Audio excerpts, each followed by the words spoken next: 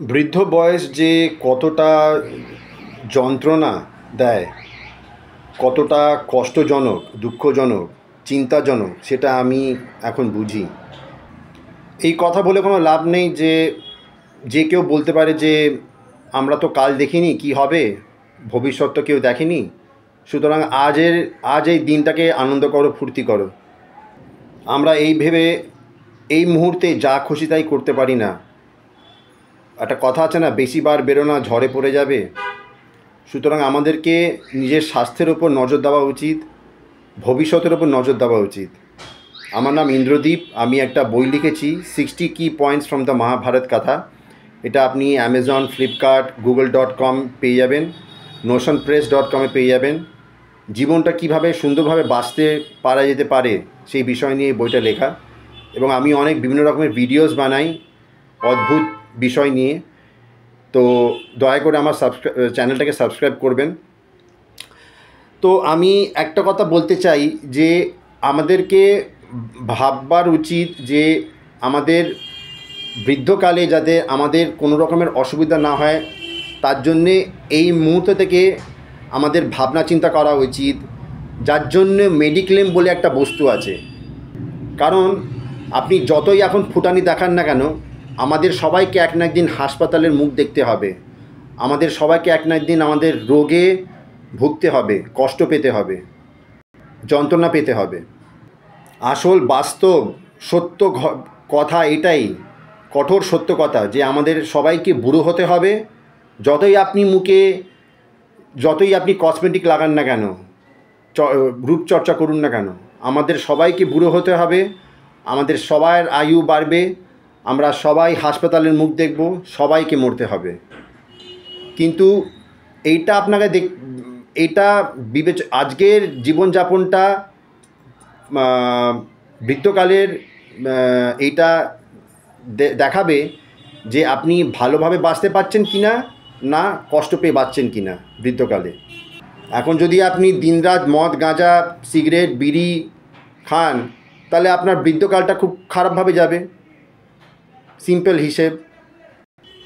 দয়া করে আপনাদের কমেন্টটা একটু দেবেন, আপনাদের ভাবনা চিন্তা কি ওইটা একটু লিখে জানাবেন আমাকে, যদি আপনাদের মাথায় বুদ্ধি থাকে তবেই, বা যদি আপনাদের বিবেক থাকে। আমি আমার জীবনে অনেক কষ্ট দেখেছি এবং অনেক লোক দেখেছি যারা এককালে খুব দাপট দিয়ে বেড়াতো, ফুটানি করে বেড়াতো, নম্রতা বলে কিছু জানতো না, সবার সঙ্গে গায়ের জড়ি দেখাতো, তর্ক করতো, ঝগড়া করতো। আজকে তারা বৃদ্ধকালে নিরুপায়, অসহায়, অথর্ব, বেকার এবং নির্ভরশীল, কোনো উপায় নেই। আজকে তারা নম্রতা কি সেটা বুঝতে শিখেছে, বুঝতে পারে, এবং তারা আশা করে সবার কাছ থেকে যে সবাই যেন তার সঙ্গে নম্রতা দেখায় বৃদ্ধকালে। ভাবুন, তাই আজকে থেকে আপনারা সবাই নম্রতা দেখান ভালো লোকদের সঙ্গে, বৃদ্ধ লোকদের সঙ্গে সম্মান দিয়ে কথা বলুন, ভালোবেসে কথা বলুন, সাহায্যর হাতটা বাড়ান। কারণ কর্মফল থেকে আপনার বাঁচার কোনো উপায় নেই। এই কর্মফলই আপনাকে পরে এরকম পরিস্থিতিতে টেনে আনবে বৃদ্ধকালে, যখন আপনার পাশে কেউ দাঁড়াবে না আর আপনার সঙ্গে সবাই বিচ্ছিরিভাবে কথা বলবে, যখন আপনার দরকার পড়বে সবার ওপর।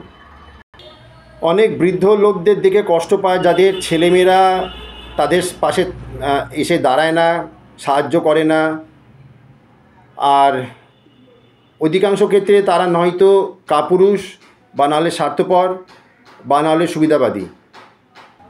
আর তাই যারা বৃদ্ধ মানুষ, তাদের আত্মসম্মানে কত আঘাত লাগে এবং আরও কত কষ্ট পায়, কারণ তাদের পাশে কেউ এসে দাঁড়ায় না, সাহায্য করে না। আজকে আপনি বিয়ে শাদী করছেন, ভালো মেয়েকে বিয়ে করেছেন, ভালো বাচ্চা হয়েছে আপনার, বাচ্চাদের দেখভাল করছেন, বউকে দেখভাল করছেন, এটা গ্যারেন্টি করে না যে আপনার বৃদ্ধ বয়সে এরা সবাই আপনার পাশে এসে দাঁড়াবে বা আপনাকে সাহায্য করবে বা আপনাকে দেখবে, দেখাশোনা করবে। এটা হচ্ছে নিয়তি। আমি তো মনে করি যে কষ্ট পেয়ে বেঁচে থাকার কোনো মানে হয় না, যেখানে আপনি কোনো রিকভারি করতে পারছেন না, ঠিক হতে পারছেন না। এর থেকে তো আমি বলি যে করুণামৃত খুব ভালো, এবং এটা সবার অধিকার আছে। এটা নিয়ে একটু ভেবে দেখবেন, বলবেন কি আপনার বক্তব্য। আর ভগবানের এই বিচারটা আমার ঠিক খারাপ লাগে, যে ভগবান একদিকে একটা মানুষকে আয়ু দিয়েই গেছে, বাঁচিয়ে রেখেছে, কষ্ট দিয়ে বাঁচিয়ে রেখেছে, কিন্তু তার মনের সাহস দিচ্ছে না, মনটাকে মজবুত করছে না, শরীরটাকে মজবুত করছে না, গায়ে জোর দিচ্ছে না, যে তাকে একদিকে যখন ভগবান আয়ু দিচ্ছে, তাহলে বাঁচার জন্য তার বলটা দিক, শক্তিটা দিক, সেটাও দিচ্ছে না, কষ্ট পেয়ে বাঁচিয়ে রেখেছে। হয়তো সেটা বলা যেতে পারে, হয়তো এটা কুকর্মের ফল, পাপের ফল, হয়তো কর্মফলের হিসাব বাকি রয়েছে। তাই আমি বলি কি, এখন থেকেই সবার সঙ্গে ভালো ব্যবহার করুন, কারোর প্রতি হিংসা করবেন না, কারোর ওপর গালাগালি দেবেন না, বাজে কথা বলবেন না, ব্যবহারটা ভালো রাখবেন, কর্মটা ভালো রাখবেন, রাগ, ফুটানি, অহংকার, হিংসা এইসব দেখাবেন না, সবার সঙ্গে নম্রতা দেখাবেন, নম্রভাবে ব্যবহার করবেন, তাহলে আপনার কর্মফলটা ভালো হবে। কর্মফলটা ভালো হলে আপনি যখন বৃদ্ধ হবেন, বয়স যখন বাড়বে, তখন আপনার পাশেও লোকেরা এসে দাঁড়াবে, সাহায্যের হাত বাড়াবে। এটাই হচ্ছে কর্মফল, এটাই হচ্ছে নিয়তি। ধন্যবাদ। ভিডিওটা কেমন লাগলো বলবেন। ভালো থাকবেন।